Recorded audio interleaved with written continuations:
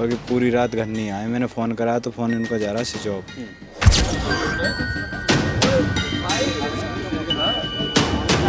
हुए हाथ पेट थी, मार लगाई, मार पहले लगाई, पिटाई पहले लगाई है खींच उनकी। खींच के ये मारी। रंजिश है। उनका अंगूछा था गले में, खुद का अंगूछा। चप्पल भी मिली है भांज का परी हुई, चार पांच जोड़ी चप्पल भी मिली है। शव के आसपास। हाँ। 54 साल के मुकेश अपने घर से अपने बेटे से कहकर निकलते हैं कि बेटा मैं ट्यूबवेल पर जा रहा हूँ, किसी को मुझे चाबी देनी है, वहाँ से मैं जल्दी वापस आ जाऊँगा। बेटा हंसी हंसी उनको जाने देता है। शाम गुजरती है, रात होती है। रात भर बेचैनी तब बढ़ती है जब मुकेश रात भर घर पर नहीं आते हैं। अक्सर उनकी आदत में था कि कभी कभी ट्यूबवेल पर वो सो जाया करते थे, तो बेटे ने भी सोचा कि शायद वो वहीं पर ही सो गए होंगे। लिहाजा सुबह में जब उनके लिए नाश्ता लेकर बेटा खेत पर पहुँचता है तो वो देखते हैं कि उनके जो पिता हैं उनके गले में एक फंदा है और वो 4 फुट के शहतूत के पेड़ पर लटके हुए हैं। बस इतना देखना था कि पैरों तले ज़मीन निकल जाती है और तमाम गांव वाले वहां पर मौजूद हो जाते हैं और गांव में पूरी में सनसनी फैल जाती है। इस वक्त मैं ज़िला अस्पताल के पोस्टमार्टम हाउस पर मौजूद हूँ। क्या कुछ पूरा मामला है, चलिए बात कर लेते हैं। क्या नाम है भाई आपका? करण। करण भाई, कहाँ के रहने वाले हैं आप? मैं बाद का रहने वाला हूँ, कौन सा थाना है? अहमदगढ़। क्या मामला था जो पिताजी की जो शव मिला है, वो क्या पूरा मामला? मामला ये था, हमारा भाई मार दिया गया था 8 महीना पहले। तो उसकी पापा हमारे केस की जानकार पापा ही करते थे, हम तो इतनी जानकारी नहीं है। तो उसका पापा ही देखते थे। तो उनने देखी 20 दिन पहले उनने धमकी भी दी है कि इस केस को वहीं बंद करवा दे, नहीं तेरे को भी मार देंगे। कौन है, कौन लोग हैं, पहले ये बताइए। जो पिताजी जो घर से क्या करने के लिए थे, पहले पूरा वो मामला बताइए थोड़ा सा।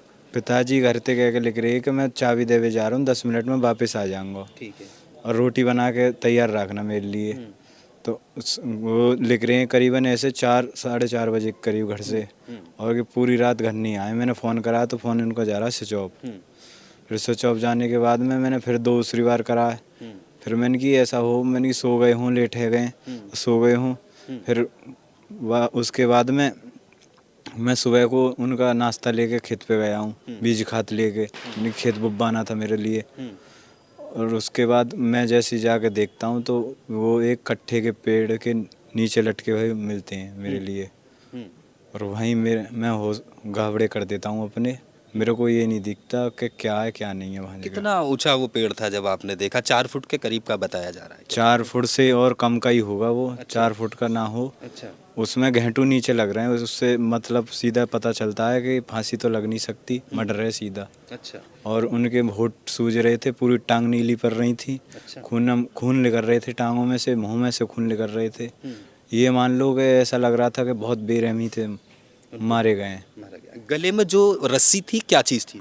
उनका अंगूछा था गले में, खुद का अंगूछा। अक्सर रखते थे अपने साथ। और उसमें बाहर से गांठ लग रही थी। अगर फांसी लगाने वाला आदमी वैसे गांठ नहीं लगाया, वो बाहर से गांठ लग रही थी डबल में। अच्छा, तो अब क्या शक है, क्या आरोप है, क्या क्या बता रहे थे आप, वो बताएं थोड़ा। वो जो हमारे भाई के कातिल हैं और उन्हीं ने ये काम किया है। कब हुआ था भाई का जो बता रहे हैं आप, हत्या की गई थी, इसमें केस हुआ, क्या हुआ, पहले थोड़ा सा वो बता दीजिए।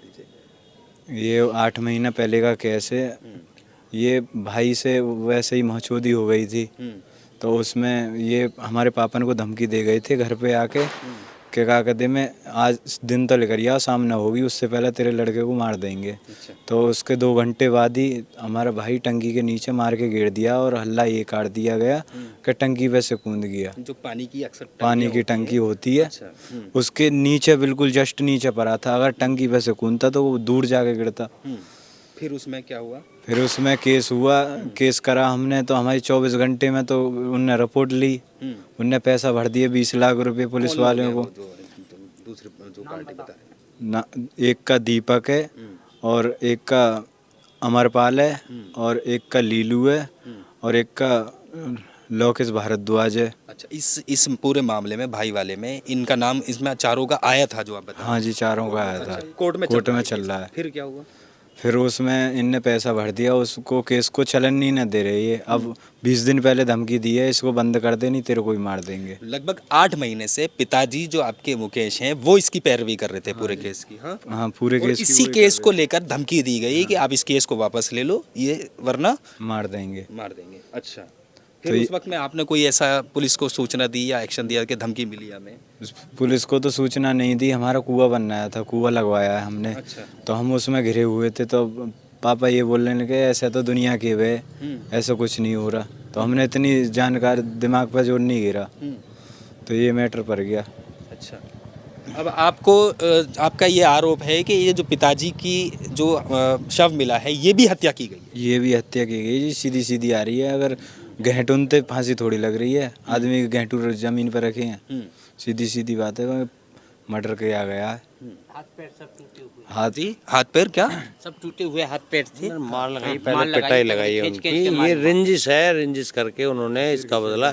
इन्होंने पहले तो उसको केस को नहीं चलने दिया, क्योंकि केस को ये क्या रोकते हैं, तो प्रशासन की बात है। जब प्रशासन भेजता है तो कोई कुछ नहीं कर सकता। जब और वो बीच बीच में एक जब अभी बीच में एक कमी ये भी तो हुई ना अपनी तरफ से भी कि जब थ्रेड मिली थी तो उस वक्त में आपको एक कदम उठाना चाहिए, पुलिस से मदद लेनी चाहिए। पुलिस से क्या मदद लेते जब वो पुलिस उसमें मदद ही न देती। नए सिरे से करते ही कि भाई मुझे थ्रेड मिली है। ऐसा भी नहीं है कि पुलिस जो अपराधी को बिल्कुल साफ तौर पर छोड़ देगी, और भी तरीके होते हैं। ऐसा तो नहीं है, मगर ये है जब वो काम में लगे रहे, उन्होंने इग्नोर कर दिया कि भाई चलो कोई बात नहीं है, होता है ऐसा, कोई कह रहा होगा, कोई बात नहीं हो। तो अब इग्नोर कर दिया इतना। अब एक आध बार कभी कोई मतलब ऐसा लगता कि भाई हाँ मेरा पिछाई हो रही है, तो शायद वो करते।